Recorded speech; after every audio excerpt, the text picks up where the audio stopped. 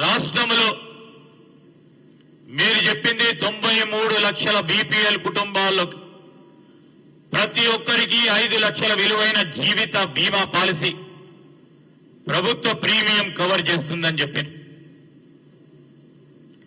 సామాజిక భద్రతా పెన్షన్ కు సంబంధించి 2016 నుంచి 5,000 వరకు చేస్తామని చెప్పారు. దీన్ని 5 ఏళ్లుగా క్రమంగా పెంచుతామని చెప్పారు. దివ్యాంగులకి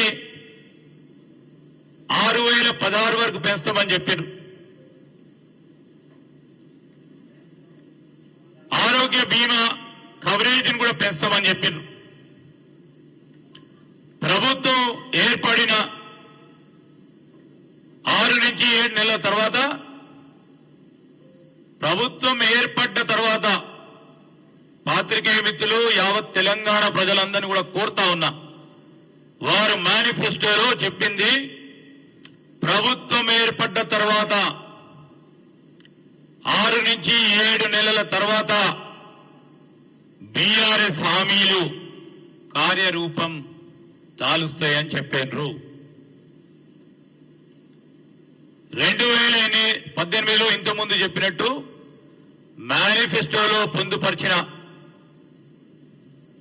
తమ ప్రభుత్వం 90% సామాజిక కార్యక్రమాలను నిర్వహించడం జరిగిందని చెప్పిండ్రు. వాస్తవం ఎంత ఉందో ప్రజలు గమనించింది కనుకనే మార్పు కోరిండ్రు.